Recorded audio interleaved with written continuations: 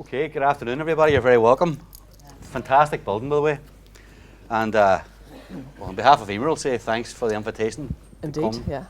And can I apologise first? I'm dosed with a chest infection. That's why Paul is now helping out doing this question and answer session rather than a straight talk. So I hope everybody can hear me at the back, and I'll forgive any spluttering that I might do in the event. Can everybody hear okay?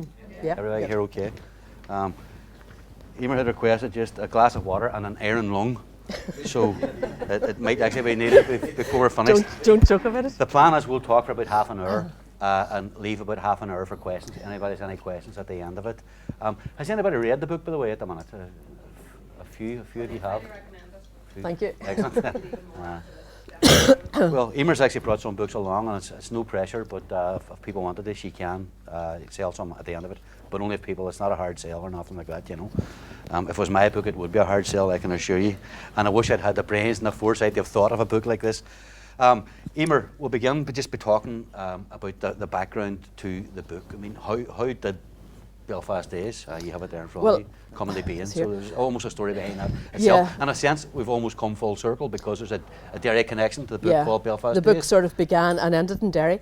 I have to say at the beginning, I always dreamed of writing a book. I think all journalists do. But I never imagined writing this book. This book came about by chance, maybe by fate, I don't know. I worked in Radio Foyle until 2010 and left in the end of March that year and started to do some freelance work. I was doing media communication support, and I got an opportunity to work with the Bloody Sunday families on the week that the Savile report was due to come out, and it was to work with the media who were covering the event. That week I was clearing out a spare room wardrobe, quite by chance, the sort of thing you do when you've left a job after 30 years and you're starting afresh. And I came across this old briefcase. Don't know if anybody can see it now, but it actually says the visit to Ireland of Pope John Paul, 1979. At that time I was working in Dublin for RTE, and I was covering the Pope's visit. And Aer Lingus gave us all these briefcases as press packs in the days where people gave out gifts to journalists. In the middle of that no, we just briefcase, take the money. Yeah. It's okay. No panic. In the middle of this briefcase, it was stuffed. It was stuffed with things that I had collected from the 70s, from my days working in Dublin, coming north, getting married, having a family. So there were birthday cards, school reports, there were letters, all sorts of documents. But in the middle of it, squeezed among everything else, was this. That is my 1972 diary. Now, I had no idea that I had it. I knew I had kept diaries as a teenager. A lot of people did back then. But if you had asked me what years we were diaries for, I wouldn't have known. I opened it and discovered 1972. Now, as I say, this was about 5 days before the Savile report was published. So the first thing I did was, I wonder if I wrote anything about Bloody Sunday, 1972. And I opened the diary, and I was shocked to see what I'd recorded as a 16-year-old living in West Belfast, 75 miles away from Derry. I don't think I'd ever really been in Derry at that point, and yet I had recorded in detail what happened to Bloody Sunday. I mean, if you want, I can read out. If you'll read the extract. I'll read this from the book. This was when you were 16 years of age. I was 16, yeah. And I say it was quite shocking to read it. Sunday, January 30. Got up early because of everyone going to Cooley. Cooley was a place just over the border in County Louth where my mother's from, so we were there going to visit my grandparents. I decided to stay at home with Jim and Aidan, my two brothers. Mummy and Daddy didn't get going till late. There was a bomb on the M1 and it was closed. They were stopped and searched by the army 4 times. I spent the afternoon supposed to be studying but couldn't settle. There's a big Northern Ireland Civil Rights Association demonstration and march planned for Derry. We hoped it would go off okay. However, in tears, we saw the 6 o'clock news. Paratroopers shot 28 people at it, 13 dead, including young boys. The army came on and told lie after lie, accused people of being bombers and gunmen. Terrible pictures on TV, the army bending down to take aim at men and boys fleeing from the shooting them dead in the backs. An Italian reporter called them murderers. Father and son fleeing, hands above their head, both shot. A boy and girlfriend. Girl hurt, boy went to help her, and they killed him. I've never been so heartbroken and hopeless in my whole life before. Everyone full of hatred for the army. I'm sure there'll be serious trouble. So for me to read that 40 years after the event as a 16-year-old and realise what I'd recorded in that day in a place 75 miles away, I mean, it just shocked me. It shocked me. We'll talk a bit more, obviously, about the various entries in the book in a moment, and how the diary actually became a book. But the interest in that initial article which you wrote for the Irish Times, that sort of, it almost sort of developed a momentum of its own. Well, I was so shocked to discover what I'd written that I decided to write an article, and the Irish Times published it actually on the day the Savile report came out. But the interest that that article evoked was amazing. Not about the actual Bloody Sunday entry, but about the diary. I was contacted by BBC in London, I was contacted by Dutch radio, American Public Radio contacted me, I was contacted by a writer on the west coast of America. I was contacted by a London publisher who said, write a book, have you published these diaries? So I'd never thought of it, never occurred to me. And all I had read at that stage was the one entry. And I did a lot of media stuff about that one entry in Bloody Sunday, and then people started saying, publish the diary, there must be more there. And eventually I did, you know. You also started to read the diary. Yeah. Where is it again, the actual diary? Yeah, Ah. yeah. You hadn't read it? I hadn't seen the from diary. you completed it? I mean, it was written in 72. That's briefcases from 1979. I obviously stuck the diary in then. I had forgotten it existed. I hadn't read it. I hadn't opened it. So before I could write a book, I had to read the diary. And I spent, well, weeks, I suppose, pouring through page after page after page. And it brought me back to a person I didn't recognise and a life I didn't recognise. It was unbelievable. You think you remember things. I think if somebody had said to me, what was your childhood like? I would have said, I had a happy childhood. I lived in West Belfast in Andersonstown.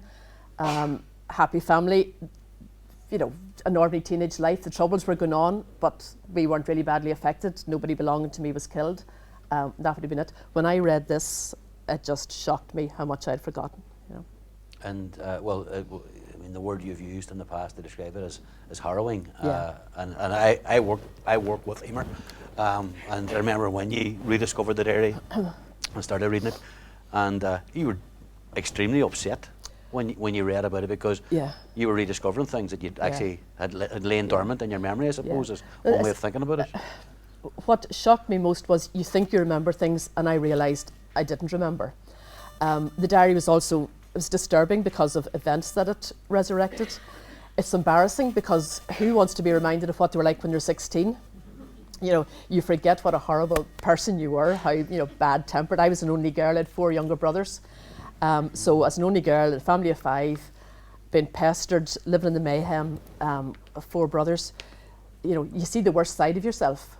And when you write a diary, you don't intend anyone ever to read it. You know, I'm not a celebrity, I'm not a politician, so I didn't write the diary with any view to publishing it 40 years later. So to be confronted by yourself as a horrible child or a teenager, and it was disturbing, it was upsetting, and you see things about your parents that you didn't see at the time because you're a child. You see things about teenagers, and you just see a totally different way of life that you've forgotten existed. Was there a temptation at any point to withhold information about things which might have been regarded as too sensitive, or which might have maybe depicted you in a manner or a fashion which you would be uncomfortable with? If I'm honest, yes, there are things in the diary that I'm very uncomfortable with today. And when I was writing the book, I was uncomfortable being faced with them. The easy thing for me to do would be to have edited them out. But I thought, if this diary is going to be worth anything, it has to be honest. I could sanitise it. There were things I said, there were attitudes I developed, there were opinions I expressed, and they make me cringe now. But if I'm going to do the book and do it properly and tell the truth about a certain period in our history, it had to be honest. So what sort of stuff have you actually recorded in your diary? There's everything in it. First and foremost, it's a diary of an ordinary life, a teenage life. In fact, well, it's not a life, it's a diary of 1 year in the life of one Catholic schoolgirl. It happened to be the worst year of the Troubles, when almost 500 people were killed. I think that death toll is just inconceivable to us now. We've forgotten how bad 1972 was. There were months in that year when 40, 50 people were killed. And I think it's just harrowing to revisit that and to remember what we came out of. It's also ordinary family life, it's school life, it's concerns about clothes, fashion, music, exams, all the normal teenage angst and the frustrations of being a schoolgirl, it's all there. Scenes of ordinary domestic life, everything's there, but against the backdrop of the Troubles. In the diary, I talk about I was going to be a social worker. I was at the A-level stage and I was trying to plan a career, and I actually write about going to university and maybe doing social work and becoming a social worker.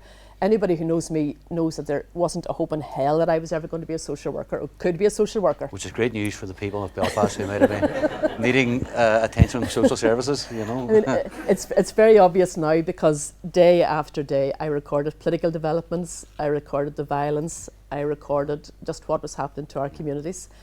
And I recorded as like a journalist. So it's obvious now that I was going to be a journalist, but I didn't see that till about 4 years later before I decided to do journalism. It was strange, you know. I also wanted to be a journalist from, was at primary school, you know. But when Emer talks about this here, I mean, to me it's, having worked with her and known her for more than 30 years, and admired her as a journalist and all of that, and that's the first time I've ever admitted that in a record.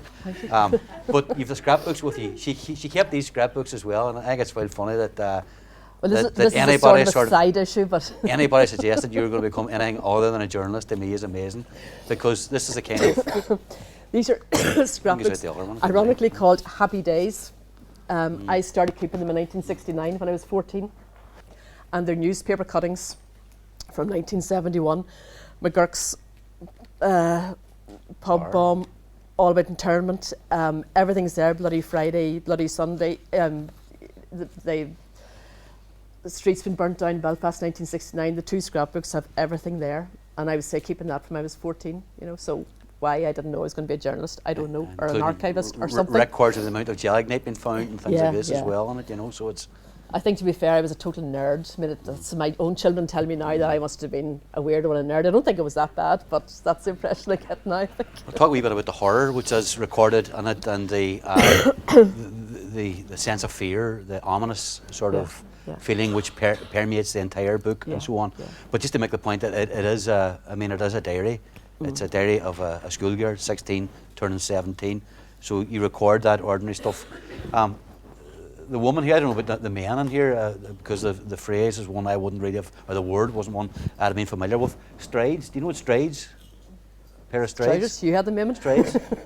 Strides, that was one of the things in your life at that time, was one of I was obsessed with getting a pair of navy strides. I don't know where I was going because I had no social life, but I wanted navy strides, and I became obsessed with them to the extent that I was coming home from school waiting for my mother to come in from work to take me shopping to get these navy strides that I had to get. And an example of the selfishness of teenagers, there was one day she had said she would take me out shopping, not in the centre of Belfast, out in the outskirts, because it got too dangerous to go into the centre of Belfast. And she was delayed coming home from work. She worked in a small playgroup up in the Glen Road. And it turned out that she'd been caught up in a gun battle in the main Andersonstown housing estate and couldn't get home. And I, of course... A 3 hour long gun battle. I, in the diary, say, cursed the IRA. I mean, it didn't matter about the shooting. I cursed the IRA because I didn't get out to get my trousers. There was actually a woman the same age as my mother killed in that gun battle. She was caught in crossfire, a mother of 10 children, Martha Crawford, and she was walking home from the butcher's shop, doing her daily shopping. Same time as my mother was coming home, she was hit by a stray bullet and she was killed. And yet all I'm concerned about is I didn't get out to get my trousers, you know. And when I read that now, it's so uncomfortable. It's so hard to accept, but that's the way it was. That's the world we were living in then, and we'd become so inured to violence, you know. You read about as well going to the funeral of Mrs. Crawford, and my father took us to the funeral. I think there are certain events during the Troubles that impact on the community more than others, and we didn't know the woman personally. We knew of her, but my father took me and my two younger brothers to the funeral. I think it was Easter Monday she was buried, you know, and to see all those young children marching behind the funeral, an innocent woman, and one of many innocent women who were killed during that year, you know, it was heartbreaking, and I've recorded that, and it's sad, you know, it's sad, because you forget. I think that's the problem, unless we lose someone in our own families, the majority of us just forget and we move on. But for people who have lost loved ones, I mean, the past is always with them. They don't move on the same way. You know, I've realised that. Do you want me to read? I Well, think by for all people who, a lot of people here are too young to remember 1972. But just to give an idea of maybe how bad it was. Where do we see? There's one entry here for Sunday, May the 14th. And I write, I got up dreading the paper's headlines. The death toll from last night is 7. Went over to Mass. The road was littered with glass, bricks, etc. When we came home, Daddy and Mummy decided to go down to Cooley. Peace there to get their heads shard. John and I stayed at home. I intended doing some maths revision but didn't succeed. Couldn't settle amid the shooting and the bombing. Terrifying to know that there are other human beings at the receiving end. There's trouble on the Donegal Road. The M1 is closed. There's trouble in Ballymurphy, trouble in Andersonstown. We watched the news, still listening to the shooting. A 17-year-old boy, a Protestant, and a 13-year-old girl, Catholic, have both been shot dead. The paras have moved in to clear the area, dreading the consequences. At 11, I go to bed and I pray for peace. Now, that wasn't every day, but there are many days like that. Friday the 9th of June, Daddy had to go to hospital at 9 o'clock to see about his eye. I had hoped to get a lift to school, but he was too late. I heard a bomb in 3rd class. A pub on the Crumlin Road was blown up. Came home, the Europa Hotel blown up, and the City Hall damaged by bombs in the grounds. Watched the news. A UDR man was killed by gunmen when coming out of the Autolite factory on Finnehy Road North. There's an announcement that the provosts are imposing a car curfew on the Falls Road due to recent attacks on Catholics from Prods. The UDA are putting up their barricades tonight for some reason. Ominous, 24 hours too early. We watched a special edition of 24 Hours. That was one of the many television programmes that were on, and I think we're all obsessed with television. Watched a special edition of 24 Hours about the UDA plan to burn Andersonstown, Ballymurphy, etc. to the ground. They say they'll take on the army, that they've modern arms and plenty of them. Shooting started outside. I lay in terror in bed for 2 hours listening to it. All I could do was pray. And I didn't even live in a bad part of Andersonstown. Where I lived was very quiet and residential. We weren't at the heart of the trouble. And you realise that everybody was being impacted by what was happening. It wasn't just, yes, we suffered nothing compared to many areas, but it shows you how widespread the destruction was and the impact of the violence. You know. And what this book shows you as well is how life went on despite Yeah. the horrific circumstances in which it was being lived. Yeah. I mean, you mentioned school there. I mean, what was school like back then in 1972? Well, I went to St Dominic's School down the Falls Road. Some of you might have heard of it. It's the Belfast's biggest convent grammar school. Dominican nuns ran it. And most of the time you had to walk to school because buses were taken off. Every time there was a riot, the buses were taken off because they'd been hijacked and burnt. So we walked about 3 miles from home down to school in the morning, back up. Many days we didn't go to school. I think we missed more days than were actually there. My children are horrified. You know, how did you ever do your A-levels? You were never at school. But I actually was there more than a lot of people, I think. I talk in the book about my frustrations, and I give off my diary about the nuns constantly insisting on homework, on revision. The week after Bloody Sunday, they announced that our mock A-level exams were going to happen, I think, on the 4th of February or something, you know. We all expect them to be abandoned because Bloody Sunday had happened. Surely we can't do exams, you know. I think that's the short-sightedness of teenagers too. You're living for the day, you're not planning for the future. I talk about a uniform inspection. I mean, the nuns would line us up to make sure the gym frocks were the right length, regulation length. And in the middle of the chaos in the Falls Road, you know, utter mayhem outside the doors, and we just couldn't understand it. I talk about how lucky some people were who didn't have to wear their school coats. We wore big, heavy, maroon-coloured gabardine coats. Girls who lived in North Belfast and had to travel across the city didn't have to wear the school coats. They were allowed to wear ordinary coats, and we were really jealous of them. The reason that we were allowed to wear ordinary coats was that they would cover up the Catholic uniforms and wouldn't be recognised as Catholics going through Belfast. And yet we were envious of them. And I was envious until later in November of that year. The 14-year-old son of our family doctor was killed. His car, he was travelling to Samaliki School in North Belfast, and father, the doctor, was driving, and he had 3 sons in the car, and they were ambushed by loyalists at the bottom of Shankill Road because they were wearing their St Malachy's uniforms and had been spotted going across, and the 14-year-old Rory was killed, you know. And that's when I suddenly realised, the penny dropped. They weren't lucky not to be wearing their school uniforms, you know. And I can see now the value of school. Back then we couldn't see it. But I think school was the only stable influence in our lives at that time. The nuns, they kept you focused. They were an anchor in lives that were just general turmoil, but every day you had that sort of 9 to 3. And I appreciate it now, but again, the innocence of youth, the ignorance of youth, I didn't appreciate it then. It's been an amazing twist of fate to a brother of the young fellow who was shot. Ended up being my best man, even though I didn't know, you know, 9 years later I was married, and his older brother was our best man. He turned out to be a friend of my husband's, you know, so by coincidence. Yeah. Look, I'm going to allow time for people here to ask questions. I'll carry on talking to Emer for about another 7 or 8 minutes. Just, I want to ask you about what contact would you have had with members of the Protestant community? None. None at all? Absolutely none, no. There was a family of Protestants, and we knew them as Protestants, lived behind us. They owned a sort of a farm, like a big field. We called it a farm, but we never met them. I would have had no contact with Protestants. I mean, I lived in Andersonstown, a population of about 40,000 people. Went to Catholic school, Catholic teachers. There was no intermarriage. All my relations were Catholics. I just didn't know Protestants. Protestants were people we saw. I mean, I talk about Protestants, although my father used to reprimand me, and I'd talk about that too. My father used to always say, it's not Protestants versus Catholics, it's unionism versus republicanism, all that sort of stuff. Unionism, loyalism, republicanism. We just had no contact with Protestants. They were alien, they were distant, and as 1972 went on, they became a threat. I lived in fear of the Protestant backlash. And that was what I think the Catholic community of West Belfast started to become most anxious about. The IRA was carrying out its bombing campaign, killing civilians, killing innocent Catholic civilians.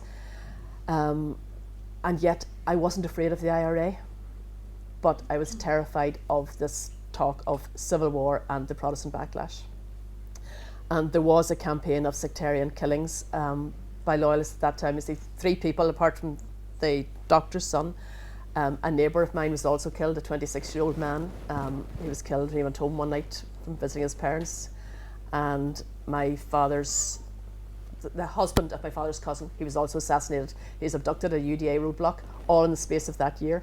So there was that insidious threat, that constant, all-prevailing fear of loyalism. And it's only now, 40 years on, when I read the diary and I see that that was my obsession, and my eyes were closed to what was happening in the other community.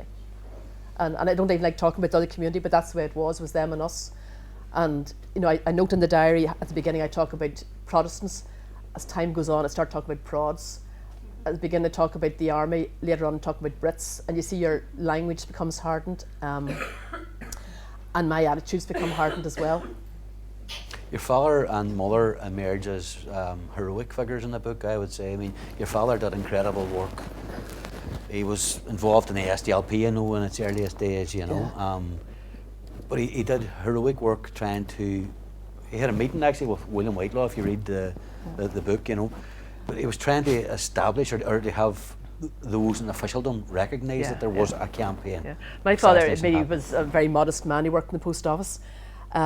Left school at 14, not an educated man, but he was very committed to civil rights movement, issues of social justice, an organisation called the CDC, Citizens Defence Committee in Belfast, and he was there at the foundation of the SDLP.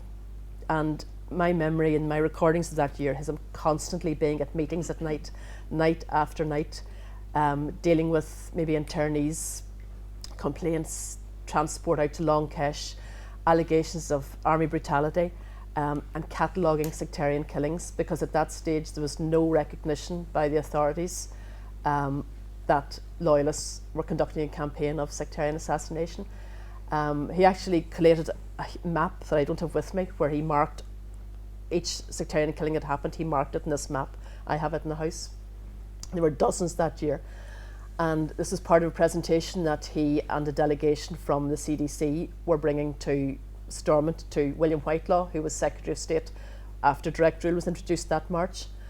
And my father and I were going up with great hopes that at long last William Whitelaw was going to listen to them and acknowledge what was happening. And Willie Whitelaw fell asleep in the middle of the meeting. My father looked over and he was sitting with his head down, eyes closed, you know. So that sense of nobody was listening, you know. I suppose in fairness to Whitelaw on that occasion, and we've seen that sort of reinforced with the release of the recent cabinet papers. I mean, at government level, they actually did feel that this place was hurtling towards civil war at that point. And I think it was. When we see the papers now, that certainly was the feeling on the ground, and it was spiralling out of control. I mean, you think, you know, back to 1968 when the whole civil rights movement started, Belfast was a normal place, law-abiding, it was quiet, there was no trouble, and within 4 years we had got to that stage where you had 500 people killed in a year. You had communities, neighbours fighting, you know, against each other. It's scary how fast that happened, you know, that descent happened. Before opening it up now to the audience, I want to ask you a couple more things. France, I was just visited France in the middle, well, it's not in the middle, but 2/3 of the way through the book, in the summer of that year, and it is a visit to, it just takes you to a completely different world. Yeah. He's just spoiled the story because a lot of people have said to me they were delighted Susan here. She couldn't wait to see did I ever get to France. So you've blown it. She loved it, I'll tell you that. So she knows it. Sorry, Susan. She's read it. Oh, you're good. No, I got this thing at the beginning of the year. I was studying A-level French and I wanted to go to France, and I did everything I could, stormed heaven, and eventually, through friends of my mother's, found a family in France who agreed to host me a free holiday for 3.5 weeks if I would teach English to their children.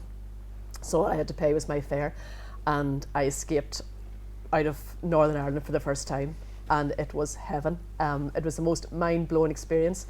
In terms of reading the book, I was so relieved when I got to France because the despair and depression and the violence and the horror up until August till I escaped was just, it became overwhelming at times when I was writing the book even, you know. Suddenly I got to France for 3.5 weeks and I discovered there was a whole new world out there. Food, sunshine, good looking men with French accents, you know, it was something I had never imagined or experienced, you know. And to come back to Belfast after that, you know. And the awful thing is, back then, no telephone, well, there were phone calls, but no emails, no internet, no contact with home at all for the 3.5 weeks. And my parents would write to me every few days. And even my younger brothers wrote to me. Yeah, and there's a letter. I have an amazing letter from my 11-year-old brother. He had just turned 11. Because there was no information, you read about that, there's in the local press out there in France. There was no interest. No coverage in Northern Ireland, and that opened my eyes because I thought I was the centre of the universe, that everybody was talking about Northern Ireland, and when I would go to France they'd be asking me about the Troubles and how would I explain to them in French, and nobody mentioned the Troubles. You know, it was this poor wee child from the war zone, I think, and we'll feel sorry for her. Nobody talked about the Troubles, and I realised it didn't matter to the wider world. But I got this letter, August the 23rd, from Jim. I sent him a birthday card. He had just turned 11, so it's Dear Emer, thank you very much for your birthday card.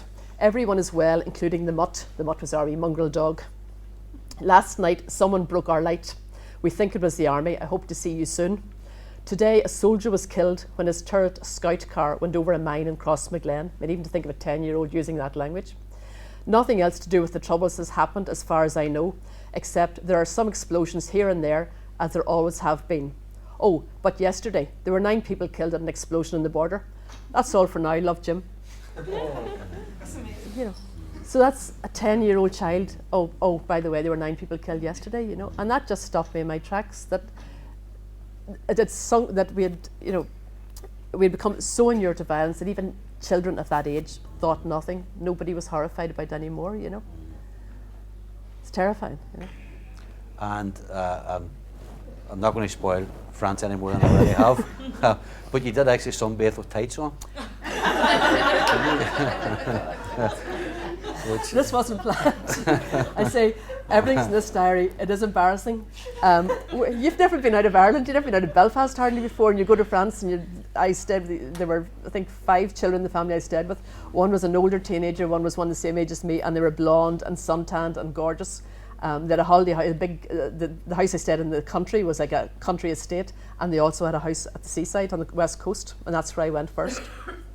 And when you arrive straight out of Andersonstown, out of a war, to be confronted by these blonde, beautiful women and told to get into your bikini, I mean, I just refused to take my clothes off. For 8 days, I sweltered in the heat.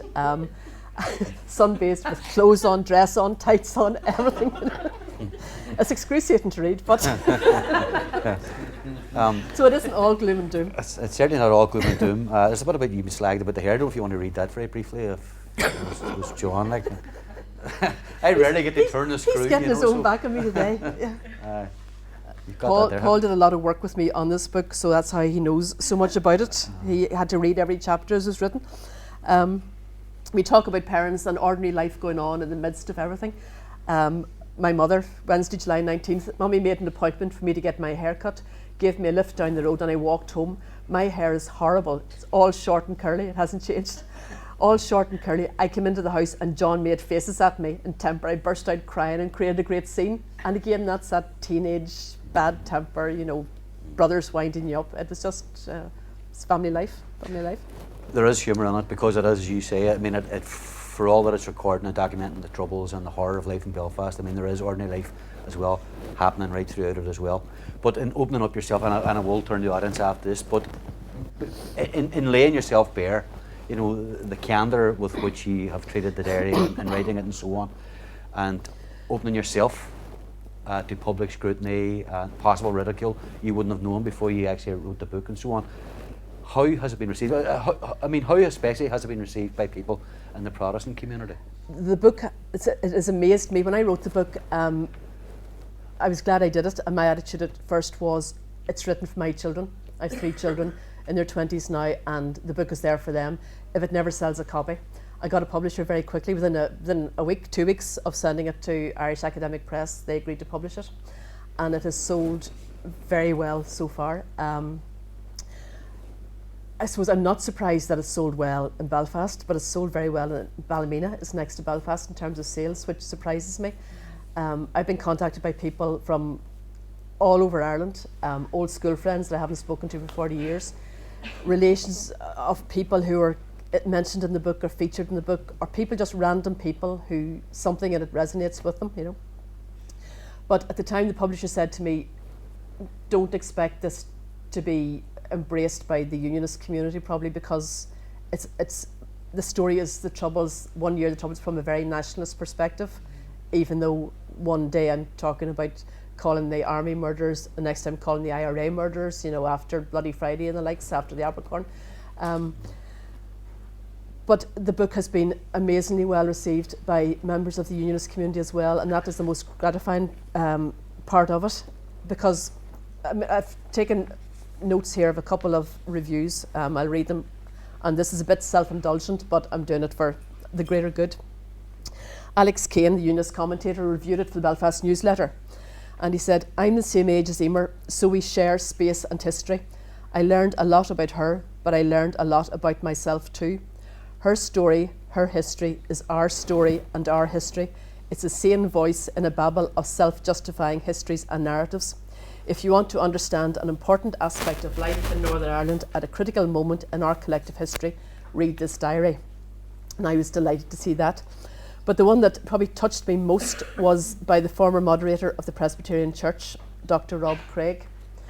Rob Craig reviewed it for the Presbyterian Herald, and they gave a full page to the book. I discovered that he and I actually lived within a mile of each other when we were growing up, and again, we're more or less the same age. I lived Fruithill Park in Andersonstown. He lived in what was then the Protestant part of Finaghy. And I think he puts it very poetically, and it's very touching. He said, all of the events that she recorded are part of my story. Many of the explosions and some of the gunfire which she heard, I also heard.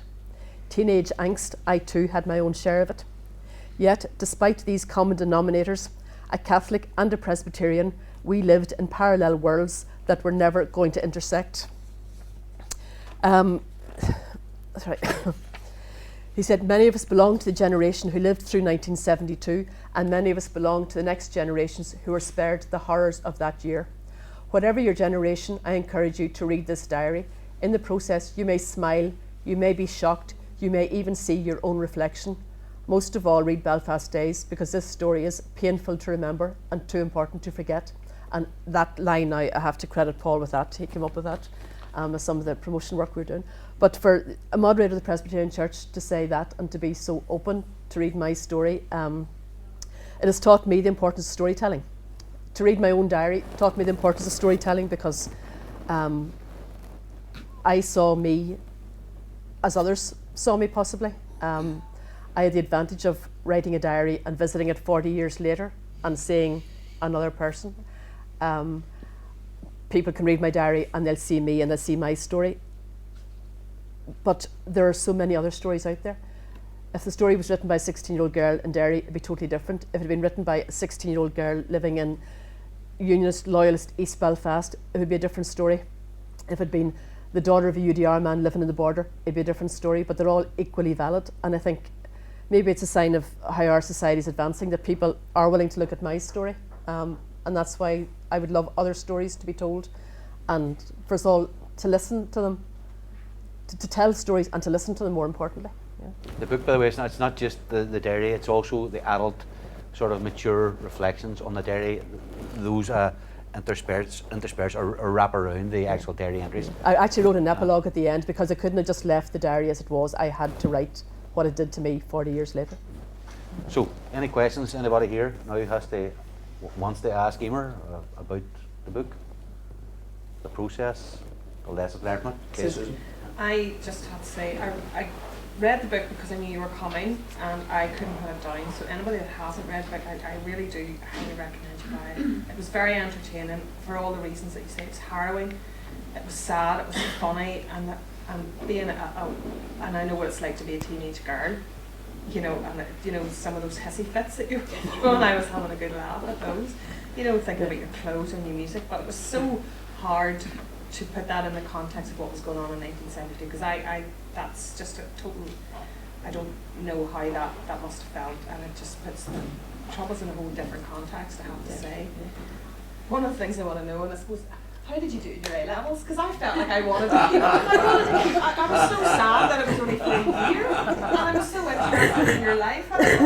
Did you do your A-levels next year? How did you do your I A-levels? did very well. I got an A in 2 Bs. Because you were talking, and I got into Queen's, you know, but I don't know how teachers got us through exams. because you were talking about the fact that you went to school, and I just, because I like your children, I was thinking, what a while out of days off school. Yeah, I never would have got away with that.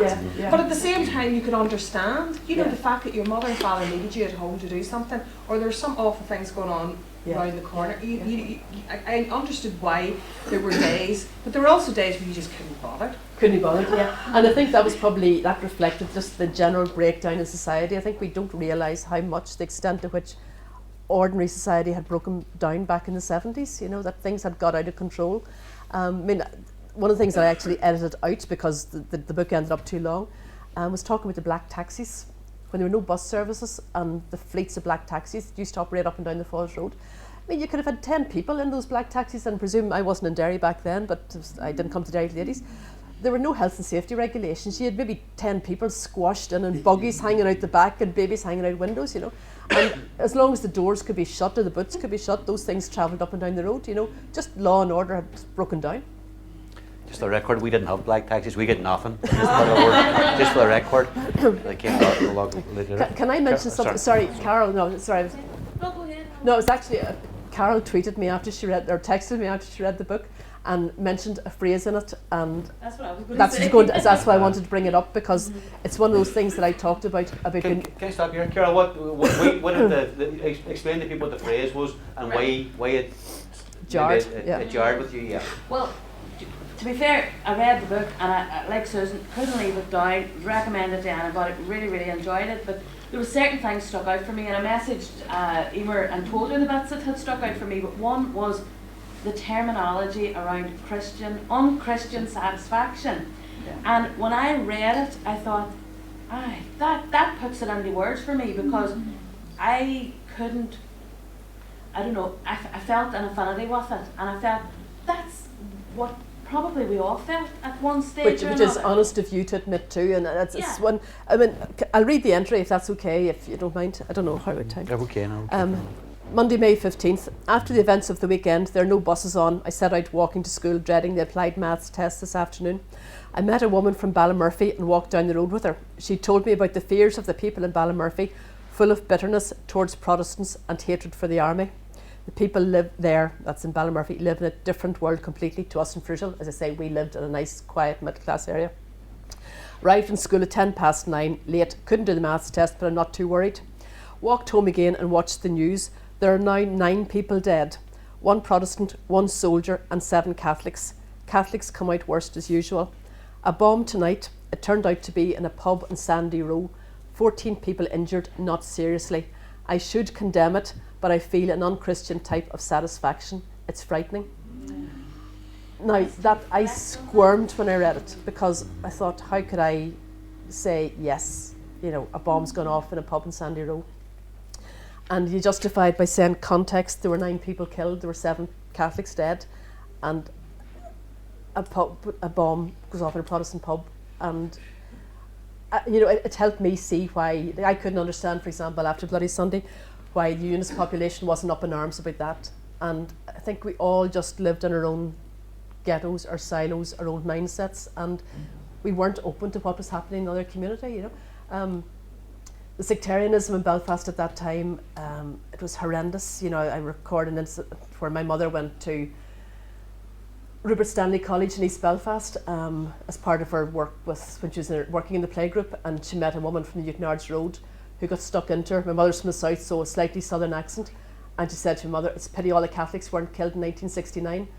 And my mother fled home in terror, and that's the environment we were living in, you know.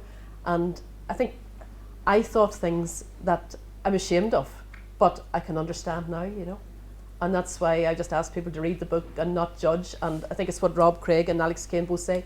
Read the book and you might see yourself in it. You know, Carol's saying other people, you don't like to say it, but there are times possibly we said, well, serves them right, or they were asking for it. And it's totally un-Christian. And I say an un-Christian satisfaction because it wasn't the way I was reared. I wasn't reared to think like that or to feel like that, you know. And I knew it was wrong to think like that, but that's what the violence was doing to us. Yeah. And I like the way you reflected on that and in the book, and you know, a lot of us have probably reflected on that sort of same way about certain things that happen in the pubs, whatever, and maybe how we felt. But I liked the way there was a balance then to how you reflected on it, and that was. Any other questions? Yeah, Joanne. Yeah. Was this 1 year diary I once offered? Do you have volumes of it? Only one. I have a few other, but they're from later, and I actually haven't read them. I found one just there over Christmas, and it's packed. But it was the year I was working in Dublin, and the year before I was married, 1980. So I don't know what's going to be in that. That's sort of the Charlie Haughey days, I think, you know, when I was working in Dublin. But that may be seized by the police. It's what I said. It's what I said earlier about that feeling of fate about this book. I mean, the diary was given to me by a friend who lived 2 doors down. She's now dead. She gave it to me as a Christmas present, and I said, right, I'll write the diary this year. It just happened to be 1972. And that girl, who says she died a few years back, a cousin of hers, who is now a journalist in Dublin, who I don't know, actually contacted me at the weekend to say he'd come across the book. And courtesy of him, he contacted this girl's brother, who's now living in America. He left Belfast in the 70s. He was younger than me, went to America to work in fishing boats and hasn't come home since. He's living in Rhode Island. And he contacted me on Facebook the other night to say he's heard about the book. And his family features very largely in it, you know. So that's the weird thing about it. It's just chance, fate, I don't know. But the fact that it happened to be the worst year of the Troubles, it was great from a publisher's point of view, but purely fortuitous. Yeah. Any other? Yeah. Colin, Sorry, I'll come to you again, Susan. Colin. Yeah. First of all, I'm really glad that you published it and published it without changes. I mean, I've experience of seeing just the impact of a diary that's written at the time can never be replaced, and the impact of a personal story like that is totally different from a history of the Troubles, which is all written in the abstract and academic and statistics. I was particularly interested because I had cousins who lived in Fruithill Park as well, and at that stage, the family had all grown up. I think the father of the family had died, and the mother of the family was living alone by herself, and she moved out. I think after a post office van was stopped, I think at gunpoint and hijacked in front of her house, she said, "No, this isn't. I'm getting out of here." Yeah. Also, a son of hers, when he had lived there, he had stopped going to the local Catholic church, St. Teresa's, because of the sermons that were coming across, which he thought were very political and didn't sound to him like Christianity. Yeah. He then married a Presbyterian, and they lived in a different part of Belfast, and they then moved again because mixed marriages started to come under direct attack. But this series, and all tribute to both Hollywell and Susan, the purpose of this, I think, is really emphasised by your book, and that is that it's so easy to get from apparent normality into an awful morass and verging on civil war and stuff, and that your book really strengthens that. It says, we really have to work now to stop that happening in the future. Yeah. Now And that's is the why I time we think, need to I work. want young people to read it, because my own children, because just to see how easy it can happen, how easily we slipped and mean, could slip again. Yeah, Craigan, I think, before the outbreak of the Troubles, was the largest housing estate, had the lowest amount of violence of any housing estate in the UK of its size, and then suddenly it becomes, goes to the very opposite end of the spectrum, because all that stuff's underneath. Yeah. And unless we can work out a fair society where everybody feels at stake, then we're going to do it again. So now is the opportunity. I think your book helps that, and it helps the lectures that Susan organises. So thank you. Thank you. Thank you. Susan, you were going to say Just, something? you talked a lot in your book, your faith, being obviously being a Catholic, but you talked very much, you prayed a lot, and you went to Mass pretty much every Sunday.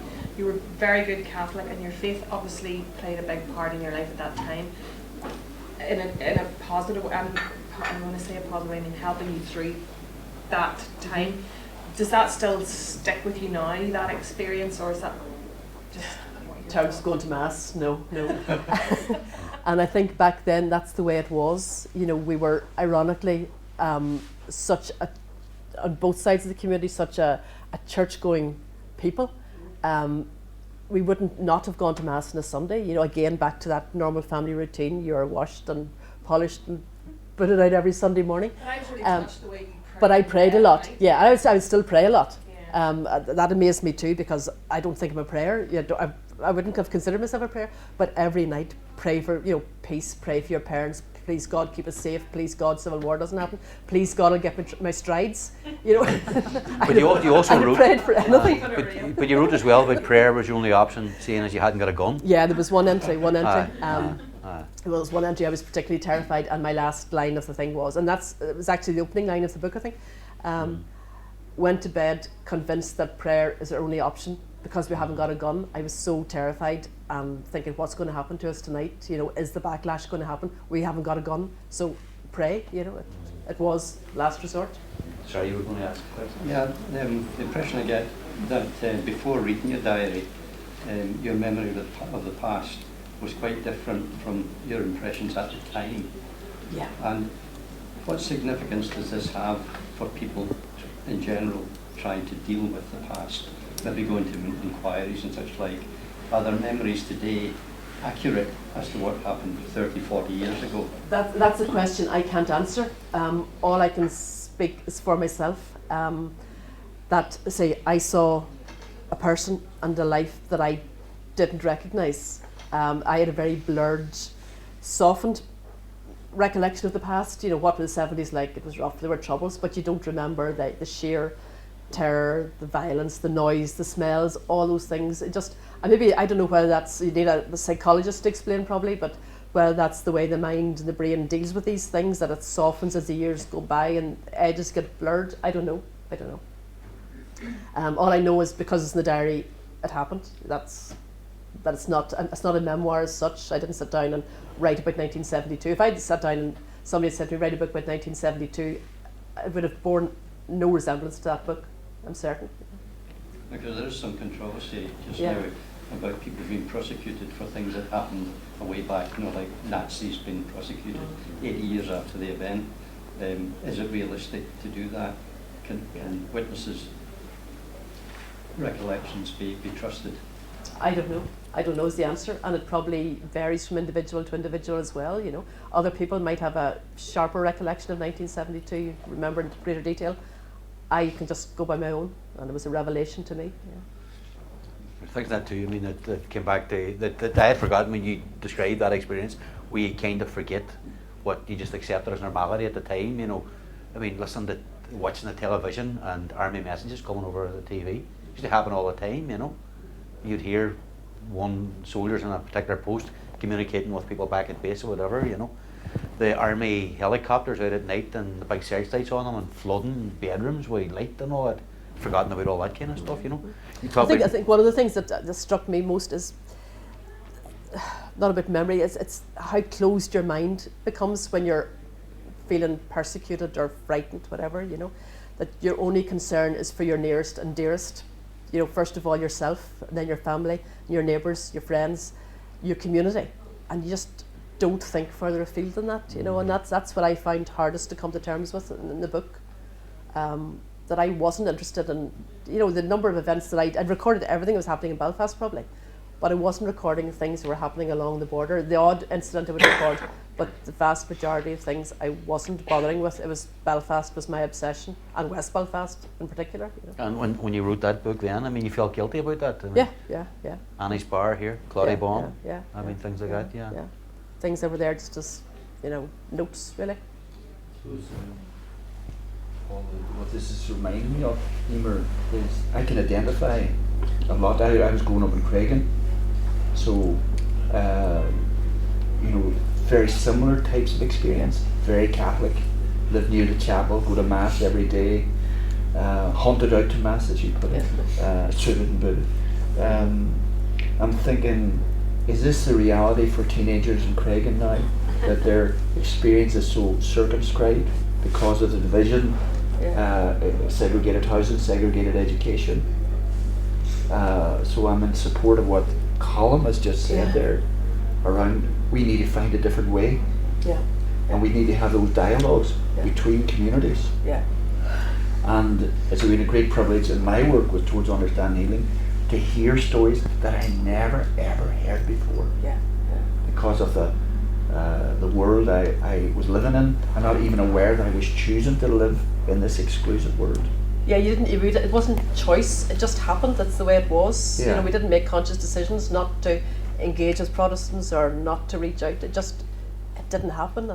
That was the life, that was the society we lived in then, you know, and it's Emer, could I just ask you one question? Had you any members of your close family who were affected with the troubles, being shot or anything like that? No. The nearest were the three I mentioned, friends and my father's cousin's husband. I was very lucky. I was very lucky. Big impact on me. And a cousin of mine was blown up with a parcel bomb in the post office here in Derry. And he's a Catholic. And once that happened, I changed my whole outlook on what should be happening and all the rest. In what sense, Alistair? In one sense that when a bomb goes off, it doesn't pick out who's a Protestant, who's a Catholic or anything else. It's bang and away it goes. Now, as I live in the Fountain, a small community, many a time the bombs went off around us and we didn't know what was happening. Your homes were destroyed because of the explosion. But as a community worker, I eventually started to sit and think, well, you know, there must be another way to get out of this problem. And just as you were talking, I'm sorry it was late, I was down to another meeting and I haven't had the chance to read your book yet, but the Reverend Rob Craig is a friend of mine, and I wasn't surprised of the calibre of the man, what he was writing there in your book. I was... So it just shows you what you put down either in paper or even by word of mouth. And I learned that in television. I was surprised how many people all over the world were contacting me, and I thought I was talking to the people here in this town. And you realise it goes further afield than that, I think you talk about Craigan, Ian was talking about Craigan, and I talk about Andersonstown, and I think what I realised too is how communities were demonised during the Troubles, and whole populations, you know, the whole of Craigan, people would I only came to Derry in 1982, So I'd heard about Creggan and Bogside, and you had these images in your head of the sorts of places they were, in the same way as people in Derry probably have an idea of what Andersonstown like, you know, and the Falls and Lenadoon and South Armagh, whatever, you know, and you form these impressions of ordinary people, and yet the vast majority of people were people like my parents, you know, getting on, rearing families and struggling in the most difficult circumstances to keep things together, you know. I found that the big problem was the paramilitaries on both sides, where people were living in those areas in fear Yeah. and afraid to come out and talk what they really thought, Yeah. in case there was a backlash. Yeah. And there was so much fear. I mean, fear is all pervasive in that book, you know, that's what disturbed me. That I'd be I interested spent if you were writing another book regarding your days in the media. how that'd be different, that's another story. I need book 2. But she's Danny DeVito lined up to play somebody in it. I'm not sure who. I know the talks are happening. Like, Rona, you've You know, I was just recalling, and it's the first time, this discussion, that I have felt guilt about it. And the first anniversary of internment, 1972, the 9th of August, I was in the Royal Victoria on my own, having our last child. Jerry was in Derry, and a gun battle went on. I was in labour from 7:30 in the morning to 7:30 in the evening.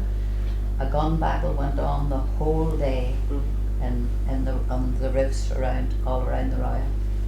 And all I was concerned about was the fact that Jerry couldn't come to that Come to last. visit you. And just, That's I it. never felt guilty about that before, but I'm just thinking now But many that's it, people you know, I think- were killed that day, and Yeah. you know. It's human nature. Yeah. Okay, look, thanks everybody for your attention and interest. Thank you very much. It's going to make a great film, you know. That's Danny DeVito's counting on it. Who as I would say, you get to play yourself, Emer? it's got to be Meryl Streep, I hasn't it? don't know. I don't know. Um, Some young 16-year-old with a Belfast accent. Look, there's, I mean, as you say, I mean, I personally, what struck me about the book is that I grew up in what I still regard as the centre of the universe in the Bogside, you know, looked down upon by the people of Creggan. It's a geographical fact. But to me, what it sort of it showed me is that, well, apart from the fact that lesson he took out of it, we don't understand in our personal experience. I remember watching a programme on TV, and it was the late David Irvine talking about Bloody Friday and stuff like that, and how he went down a certain route after it. And until then, I have to be honest, I mean, it never occurred to me, you know, why a guy would wind up in a loudest paramilitary organisation. And I heard David Irvine talking about it, and I think it was Bloody Friday that pushed him in a certain direction. And I had the privilege of meeting him later on, interviewing him on a number of occasions, but meeting him in the flesh a couple of times. It was a fantastic guy and a great loss, I think, to politics here, you know. Like, Can I just add one other thing? Yeah, sure. I know everyone wants to get out. We did an event in Belfast before Christmas about the book as well, and in the audience was Danny Morrison and Sinn Féin. former And publicity director, former. at some point we asked, did anybody keep diaries? And Danny put his hand up and said he kept a diary in 1972 as well in West Belfast, and slightly older than me, and he actually blogged that night where he took my page from, I think, the 4th of March. It was the day of the Abercorn bomb explosion, and he had recorded the events of the same day, and they were nearly parallel. We both start by saying, wakened this morning by an explosion at 7:30, man killed. He was an IRA man, he was shot by the IRC as he planted the bomb. Danny Morrison knew him, I didn't, but then we went on to say, later that day, a bomb in the centre of town. It was the Abercorn explosion, and I record 2 killed, 110 injured or whatever. Danny Morrison, in his entry, he records, heard that there was a bomb in the centre of town, first reports 4 dead, turned out 2 dead, and he goes on and he describes it. It's criminal and it's He talked appalling. about sense of shame. He Shame. talked about sense of shame as a Republican. At what And had he went happened. on to say afterwards that at that stage he had already engaged on the path of Republican activism. He was in the IRA, and even on that day he confided to his diary that what happened at the Abercorn was criminal and shocking and shouldn't have happened, you know. And again, that's diaries, you put stuff there and you don't expect it ever to be seen, and you know, we've all a lot of things that we don't like to bring out or talk about or face up to, but Can I leave you with one part in chat? This is the final piece because of time reasons. Emer used to go out to town with her mother every Saturday. All the hassles happened almost every Saturday. They'd out to town, and as part of the routine that they called into The Abercorn. the Abercorn. And on the day of the Abercorn explosion, she had an interview, she writes about it in the diary, for a part-time job in one of the banks or something like that. In the which bank, she in didn't the get. bank building shop. She didn't wind up not getting the job, but because she was in the town that Saturday morning, I wasn't there in the afternoon, so I wasn't in the she Abercorn, wasn't in thank the town God. in the afternoon. Otherwise, she possibly would have been in the Abercorn. Yeah, yeah. Cabin been happy. Yeah. So they are. Thanks a million. Thank you all very much. Thank you.